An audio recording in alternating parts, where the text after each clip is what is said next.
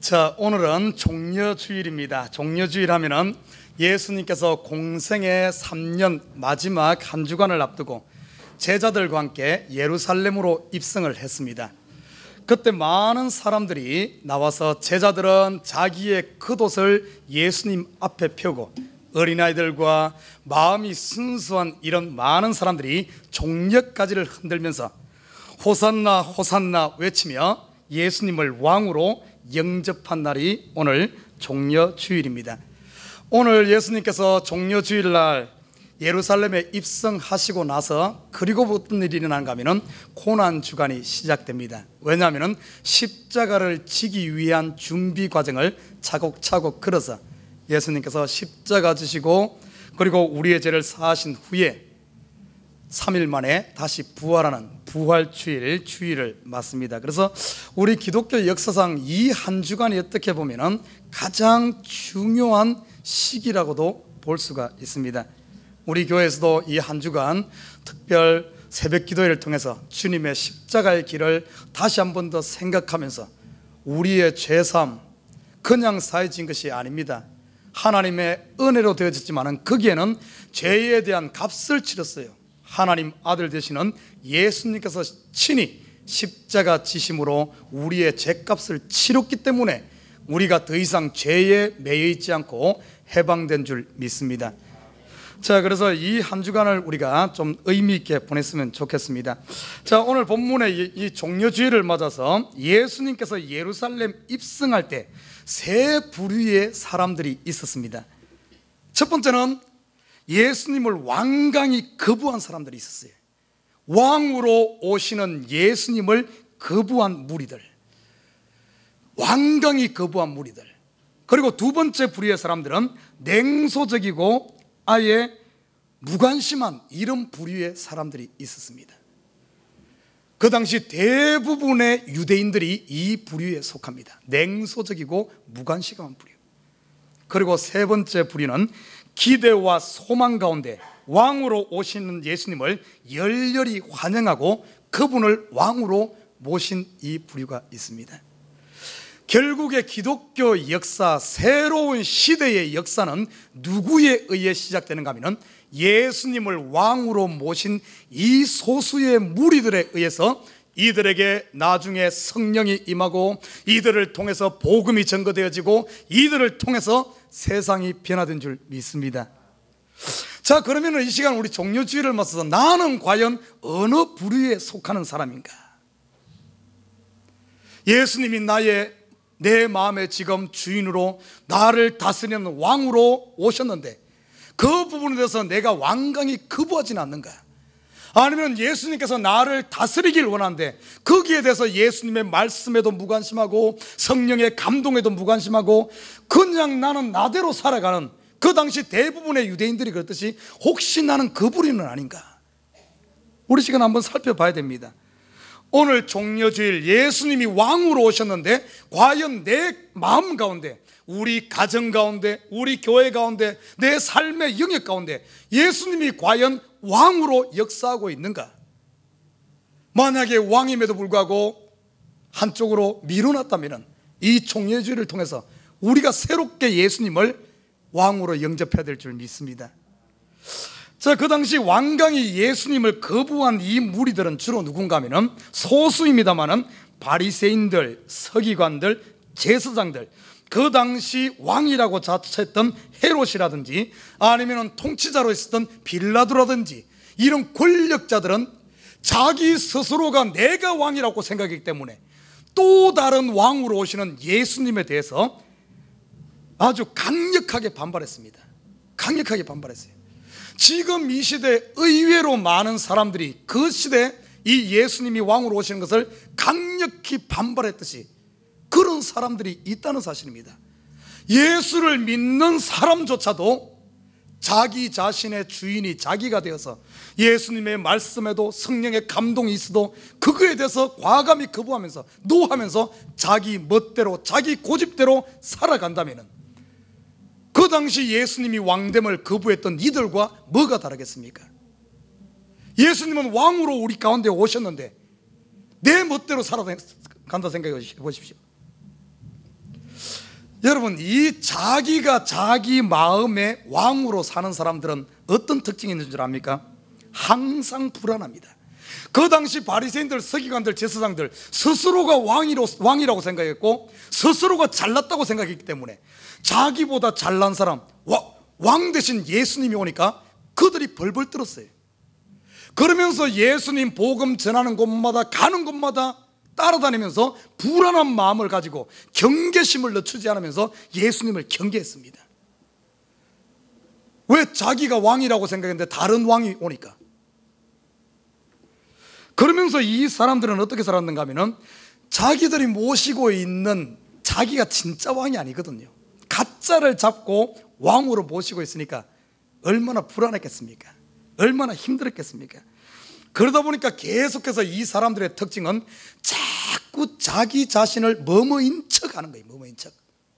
여러분, 우리가 잘 알아야 될 것이 성경에 나오는 진짜 왕의 왕국은 어떤 것 줄 압니까? 하나님께서 세운 왕은 왜, 이 진정한 왕은 백성들을 탈취하고 이런 게 아니에요. 왕이 세워진 목적은, 원래 진짜배기 왕은 백성들을 다스려서 백성들에게 안전을 보장하고 평강 가운데 살게끔 하고, 그리고 주위로부터 그들을 보호함으로 말미암아 그 백성을 구원하는, 이런 사람이, 이런 게 왕입니다. 이런 왕, 진정한 왕을 모신 사람은 왕 밑에서 평강을 누리면서 아주 안전하게 살 수가 있어요. 전쟁이 나도 두려워할 필요가 없습니다. 왜? 왕이 보호해 주기 때문에. 그런데 자기 스스로가 왕이 없이 자기가 왕인 사람은 계속해서 자기 자신을 자기가 방어해야 돼. 그래서 계속해서 어떤가 하면 아니면서 없어도 있는 척, 약해도 강한 척, 못 배워도 뭐 아는 척, 계속해서 척하는 인생을 살아야 되기 때문에 얼마나 힘들고 어렵겠습니까? 그러나 왕을 모시고 사는 사람은 왕이 다 알아서 하는 거예요. 그 안에서 자유함을 누릴 수 있다는 겁니다. 혹시 우리 가운데 지금 계속해서 내 자신을 변호하려고, 내 자신을 지키려고, 세상에서 나를 하려고 계속해서 이러면서 여러분 살고 있지는 않습니까? 재미있는, 어제 인터넷을 보다 보니까 재미있는 조크가 있어요. 자, 이 화장의 세대론이다, 이런 조크가 있더라고요. 계속해서 뭐뭐인 척하는 어떤 바리새인들과 서기관들과 이 비슷해서 제가 한번 여러분에게 소개하고자 합니다. 화장의 세대론. 10대의 여자들이 화장을 하는 것을 뭐라 그러는 줄 알아요? 10대의 여자들이 화장하는 것, 아직까지 얘네들은 화장에 대해 잘 모릅니다. 그래서 치장한다 그래. 치장. 그냥 이렇게 해보고 저렇게 또 부모를 쫓아서 치장한다 그래. 20대 여성들이 하는 것을 화장이라 그럽니다. 우리 여기 20대 여성분들 계시나? 20대가 하는 것을 화장이라 그래. 30대부터는 이제 점점 인자대 가면은 자기를 가리기 시작해요. 이 화장이 어떻게 보면 그냥 아름다움을 더 아름답게 하는 것이 아니라 가리기 시작한다. 그래서 분장이다, 이렇게 말해요. 40대는 어떻게 된 줄 압니까? 늘어나는 주름살, 이제 자꾸 그런가 40대는 변장이다, 이렇게 말해요. 변장. 우리 지금 40대가 많은데 변장 안 해도 돼. 있는 그대로의 아름다움을 살아요. 자꾸 제가 50대가 되면 어떤 줄 압니까? 50대가 되면 이제 위장이다, 위장. 60대가 되면 포장이라 그래. 포장. 70대는 뭔 줄 압니까? 아무리 발라도 안 돼. 그래서 환장이라 그래. 환장. 80대는 뭔 줄 압니까? 80대는 끝장이에요. 여러분, 웃을 일이 아니라 우리가 혹시 이런 삶을 살고 있지는 않습니까? 내가 내 마음의 진정한 주인도 아니면서 주인 노릇하고 왕 노릇하려니까 변장을 하고 포장을 하고 환장하고 끝장을 봐도 안 되는 거예요. 얼마나 불쌍한 인생입니까, 사실. 그런데 의외로 이 시대 수많은 사람들이 자기의 주인이, 어떻게 보면 진정한 왕이 없이 자기 마음에 자기가 왕인 것처럼, 왕이 아니면서 왕인 것처럼 행동하면서 이런 불쌍한 인생을 산다는 사실입니다. 예수님이 왕으로 모신 사람은 그냥 그 왕 안에서 다 보호해 주니까 평강 누리면 되는데 그러지 못한다는 사실. 오늘 첫 번째 무리들이 바로 이런 바리새인들, 예수님을 완강히 왕으로서 거부한 사람들. 두 번째 무리들은 냉소적인 무리들이 나옵니다. 혹시 우리가 이 무리 아닌가 한번 살펴봐야 돼요. 냉소적인 무리. 왜 이 사람들이 냉소적으로 무관심하게 변했을까요? 그 당시 유대인들, 예수님이 살고 있던 그 당시 유대인들의 대다수가 이 부류에 속합니다. 이들은 그 이스라엘 역사 가운데 수없이 많이 왕에 대해서 실망하고 좌절하고 상처받아서 그래요. 그러다 보니까 예수님이 왕으로 왔다 그래도 아이고 그도 똑같을 거야. 결국에 가보면 처음에는 잘하는 것 같지만 결국에는 우리를 이용하고 이럴 것이야. 이러면서 예수님이 왕으로 왔음에도 불구하고 11절에 보면 이렇게 말합니다. 무리가 가로되 갈릴리 나사렛에서 나온 선지자 예수라니라. 하나님의 아들도 아니요 메시아도 아니요 그냥 아이고 그 갈릴리 그 구약에 나타난 여러 선지자 중에 하나일 거야. 그냥 그러다 말 거야 하며 그냥 예수님에 대해서 무관심해 버리는 이 사람들. 왜 이들의 이스라엘 역사 가운데 이들이 이렇게 무관심해졌을까? 메시아가 왔음에도, 왕이 왔음에도 그를 영접하지 않고 무관심해졌을까? 성경의 역사를 보면은 인류 역사 가운데 참으로 큰 두 가지 실수가 일어납니다. 두 가지 잘못된 선택으로 말미암아 인류 역사가 완전히 바뀌어버려요. 여러분 잘 아는 한 가지 선택은 에덴 동산에서 하와가 선악과를 따먹는 이때로부터 불안과 죽음과 죄와 인간의 모든 고락이 다 거기서 출발합니다. 그 잘못된 선택. 그 뒤에 이스라엘 백성이 오늘 본문에 보면은 이스라엘 백성이 사무엘상 8장 5절에서 18절에 보면은 엄청난 또 잘못된 선택을 하나를 합니다. 그 시대 상황이 어딘 줄 압니까? 여러분 잘 아는 사무엘이 다스리던 때, 사무엘이 젊었을 때는 이스라엘 잘 다스렸어요. 그러나 사무엘이 나이가 드니까 그 아들들이 있었는데 아들들은 사무엘처럼 그렇게 그러지가 않아요. 약간 불량배 비슷합니다. 그러니까 이스라엘 백성들이 사무엘에게 찾아옵니다. 사무엘에게 와서 하는 말이 거기에 보면 이렇게 말합니다. 우리에게도 왕을 주시옵소서. 우리에게도 왕을 주는데 어떤가 하면 우리 주위에 있는 열국들처럼 저런 왕을 주시옵소서. 그걸 요청합니다. 그때 사무엘이 말합니다. What are you talking about? 너희들 뭔 소리 하냐? 너희에게는 진짜 왕이 있지 않냐? 여호와 하나님이 너희의 왕인데 그 진짜 왕을 버리고 세상이 추구하는, 열국이 추구하는 잘못된 그 왕을 너희가 선택하려고 하느냐? 말도 안 되는 소리 하지 마라. 그럼에도 불구하고 이 사람들이, 이스라엘 백성들이 사무엘에게 주장합니다. 아닙니다. 우리에게도 왕을 주시옵소서. 열방처럼 왕을 주시옵소서. 그래서 결국을 그걸 주장하니까 하나님께서 그들에게 허락을 합니다. 그러면서 사무엘에게 하는 말이 저들이 나를 버렸다. 진짜 왕을 버리고 가짜 왕을 삼으려고 한다. 허락해 버렸어요. 그러면서 너희가 진짜가 아닌 가짜 왕을 선택하면 어떤 일이 일어나는가 미리 가르쳐 줍니다. 거기에 보면은 사무엘상 8장 11절에 보면 이렇게 말합니다. 너희가 만약에 잘못된 너희 식으로 너희가 원하는 왕, 잘못된 왕을 선택하면 첫째는 너희의 아들들, 너희의 지금 너희가 사랑하는 아들들이 전부 왕의 군사로 뽑혀가서 전쟁터에 나가 죽을 것이다.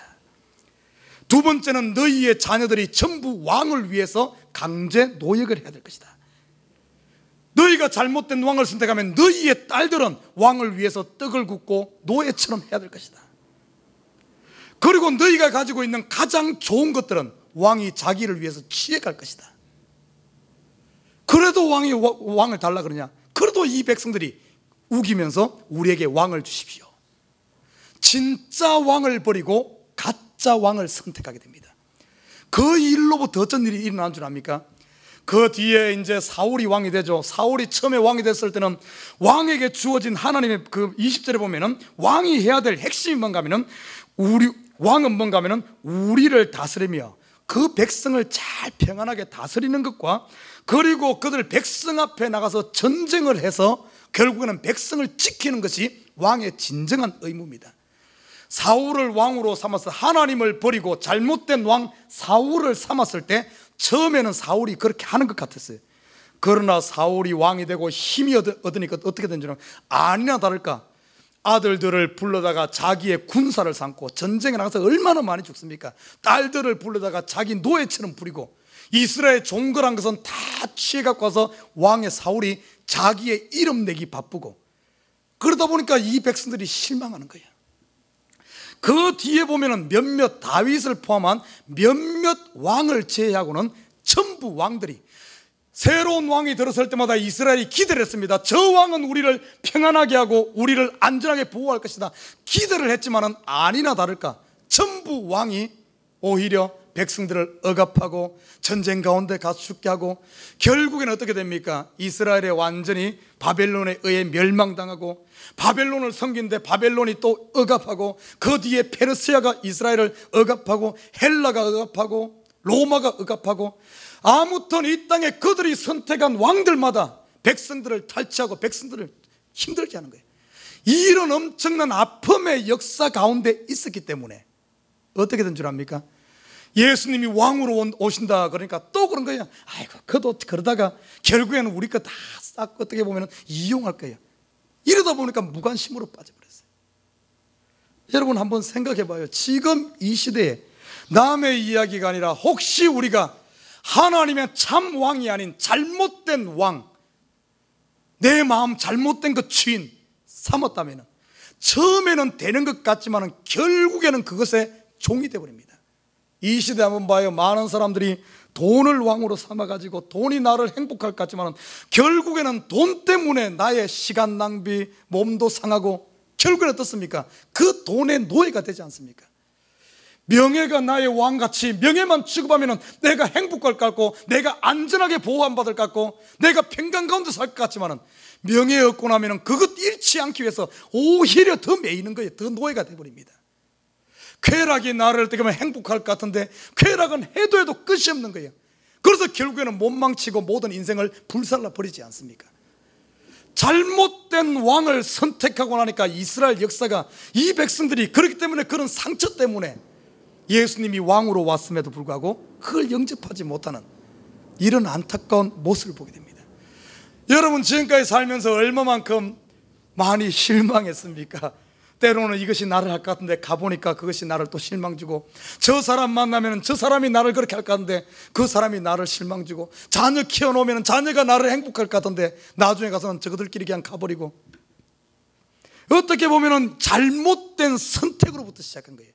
참된 왕을 선택해야 되는데 참된 왕을 버리고 잘못된 왕 선택하니까 이런 경우가 생긴다는 거예요. 지금 우리가 모시고 있는 설령 우리 마음에 인생의 목적을 삼고 왕으로 삼고 있는 것이 하나님이 아닌 다른 것이 된다면 반드시 이렇게 된다는 것을 교훈하고 있습니다. 그러나 세 번째 보면 세 번째 부류는 어떤가 하면 기대와 소망 가운데 예수님을 영접하고 왕으로 영접한 무리가 나옵니다. 두 종류의 사람이, 첫째는 제자들입니다. 제자들은 3년 동안 예수님과 함께 다니면서 예수님이 하나님인 것을 봤기 때문에, 경험했기 때문에 그들은 자기의 겉옷을 펴며 예수님께 모든 것을 드리고 예수님을 왕으로 모셨고, 또 한 부류의 사람들이 나오는데 어린아이들입니다. 어린아이. 여기서 말하는 어린아이들은 그냥 애들이란 이런 뜻보다는 어린아이 하면 순수한 사람 애들 아닙니까? 순수하잖아요. 여기서 말하는 어린아이란 것은 그 마음이 어린아이처럼 순수한 사람, 깨끗한 사람, 이런 수많은 세상의 풍파 가운데서도 실망시키는 왕들이 있지만 그러지만은 자기 마음을 항상 잘 관리하고 자기 마음을 갈아엎어서 어린아이처럼 순수하게 새롭게 유지하고 있었던 이 사람들은 다시 한 번 더 예수님을 왕으로 영접한 모습을 보게 됩니다. 아까 제가 말했죠. 이들이 어떤 역사에 예수님을 왕으로 영접한 이 사람들에게 어떤 축복이 주어지는 줄 압니까? 첫 번째는 영생의 축복이 주어졌고, 두 번째는 부활의 기쁨을 맛볼 수가 있었고, 세 번째는 이들에게 나중에 보면 마가 다락방에 성령이 임해서 이들을 통해 복음이 증거되어지고 하나님의 나라가 확장된 데 사용된 모습들을 볼 수가 있습니다. 이들은 나중에 킹덤 오브 헤븐, 하나님 왕국의 시민으로서 당당하게 살아갑니다. 이 땅에서 죽음조차도 이들을 어떻게 하지 못하는 그런 자부심을 가지고 초대교회를 일구어 갔던 사람들이 이 자기의 마음을 열고 예수를 왕으로 영접한 이 사람들인 줄 믿습니다. 성경을 깊이 살펴보면 예수님을 왕으로 모신 사람들에게 주어지는 축복이 있어요. 이스라엘 역사 가운데 보면 크게 3번 정도가 예수님을, 하나님을 자기의 왕으로 삼았던 때가 있습니다. 여러분 잘 아는 출애굽기 보십시오.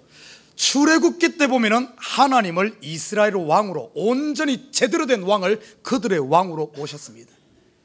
그러니까 출애굽기를 잘 살펴보면 그 당시 이스라엘은 애굽의 노예로 살았지만은 도저히 그들이 해방된다는 것은 불가능해 보였지만은 하나님을 왕으로 모시니까 애굽을 박살내고 그곳에서 당당하게 해방되어서 나오는 모습을 보게 됩니다. 그리고 광야 40년을 거하면서도 아무것도 먹을 것이 없고 위험했음에도 불구하고 그곳에서 먹을 것이 있고 물이 있고 그 위험한 곳에서 보호함을 받는 이런 축복을 누렸던 때가 출애굽기입니다. 하나님을 왕으로 삼았을 때. 두 번째는 어딘 줄 압니까? 요한계시록에 보면은 하나님을 온전한 왕으로 삼은 이 모습들이 드러납니다. 요한계시록에 보면은 하나님의 나라를 이렇게 보여주는데 거기에 보면은 온 백성들, 천국에 들어가 있는 하나님을 왕으로 삼았던 이 백성들이 안식을 누리며 환희와 기쁨과 찬양으로 가득한 이 삶을 사는 모습이 또 드러나고 있습니다. 한 군데가 더 드러납니다. 하나님을 왕으로 모신 사람들의 삶. 여러분 우리가 잘 아는 다윗은 하나님께서 왕으로 세운 사람입니다. 그러나 다윗은 자기가 왕이었음에도 불구하고 자기가 왕자에 있지 않고 어떻게 줄 압니까? 자기를 내려놓고 자기 속에 진짜 왕을 모십니다. 진짜 왕, 하나님을 왕으로 모셔. 여러분 그래서 시편 23편을 가만히 보면은 그 내용을 알 수가 있어요. 다윗은 왕이었음에도 불구하고 어떻게 고백하는가 하면 여호와는 나의 목자시니 내게 부족함이 없으리로다. 이 말을 다른 말로 표현하면 여호와를 나의 왕으로 모십니다. 왜냐하면 한번 생각해 봐요. 그 당시 왕의 직책이 얼마나 부담스러운 직책인 줄 압니까 여러분? 요즘에는 잘못된 왕들이 막 자기의 막 파워를 하고 이런데 진짜 왕은 그러지 않아요. 왕은 얼마나 이 백성들을 전부 먹이 살려야 되고 백성들을 잘 통치해서 이 백성들에게 평안을 줘야 되고 전쟁이 나가면은 왕이 나가서 싸워서 이 백성들을 구원해야 되고 왕에게 주어진 이 무게는, 의무는 어마어마한 겁니다. 그래서 그 당시 왕들은 보면 오래 못 살았어요. 보통 평균이 70 산다면 왕들은 40, 50대에 대부분 죽습니다. 그만큼 요즘 말로 하면 스트레스가 많은 거예요. 다윗이 만약에 하나님께서 왕으로 세웠다고 자기가 자기의 왕이라고 생각하고 자기가 왕노로 됐다면 아마 다윗도 그 스트레스 때문에 일찍 죽었을 거예요. 그런데 다윗은 그러지 않았습니다. 어떻게 했는 줄 압니까? 자기가 왕임에도 불구하고 그 왕자에서 내가 내려앉고 여호와를 나의 왕으로 딱 모신 거예요. 그러니까 다윗이 어떻게 된 줄 압니까? 그에게 주어진 수를 다 합니다. 70까지 다 살아. 그리고 그 한평생 어떤가 하면은 왕이면은 엄청난 스트레스 받고 살았는데 그러지 않아. 자유함을 누립니다. 그래서 그 시편 23편을 보면은 하나님을 왕으로 모신 사람, 예수님을 왕으로 모신 사람은 어떠한 삶인가를 상세하게 보여주고 있어요. 여러분 첫 번째 말하기를 여호와는 나의 목자시니 내게 부족함이 없으리라 이렇게 말하며 부족함이 없는 삶을 산다. 부족함이 없는 삶. 두 번째는 그가 나를 푸른 초장에 누이시며 쉴만한 물가로 인도하시는도다. 어떤 의미겠어요? 푸른 초장과 쉴만한 물가, 안식을 준다는 겁니다. 안식, 평안을 준다는 거예요. 만족을 준다는 겁니다. 여러분 한번 지금 생각해봐요. 여러분 마음에 지금 평안이 있습니까? 여러분 마음에 지금 쉼이 있습니까? 여러분 마음에 지금 근심 가득하진 않아요? 이유가 뭔 줄 압니까? 근심이 있고 불안이 있고 내일에 대한 두려움이 있는 것은 아직까지 여호와를 나의 왕으로 삼지 못했기 때문에 그래요. 다윗이 고백하기를 그 많은 나라들 엄청나게 다윗이 다스릴 때 봐요. 매년 전쟁이 있었습니다. 매년 전쟁이 쉴 날이 없어. 그럼에도 불구하고 다윗이 평안을 누릴 수 있었던 것은 하나님을 왕으로 모셨기 때문에. 싸움은 누구에게 속해 있습니까? 전쟁은 여호와께 속한 거예요. 전쟁은 왕이 하는 겁니다. 백성들이 전쟁하는 것 아니에요.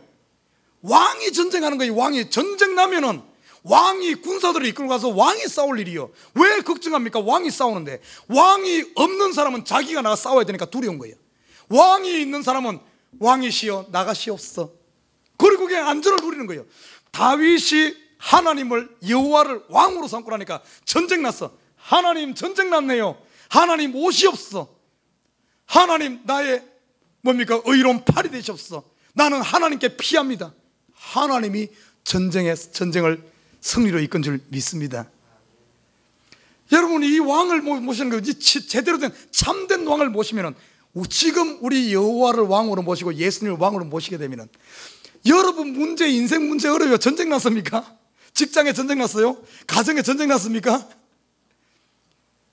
여러분 싸우지 말아요. 예수님한테, 예수님 우리 가정에 싸움 났어요. 예수님 와서 알아서 하십시오. 예수님이 막아주실 줄 믿습니다. 맡길 때 막는 거예요. 내가 싸우려고 하니까 힘든 겁니다. 다윗이 그러니까 보십시오. 푸른 초장에 누이시며 쉴만한 물가로 나를 인도하시는도다.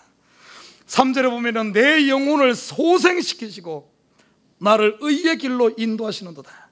여러분, 소생시의 마음의 소생은 환희가 있고 기쁨이 있고 행복을 준다는 거예요. 하나님이 다스리니까 내가 신경 쓸 거 없다는 겁니다. 하나님께 다 하신다는 거예요. 얼마나 즐겁습니까?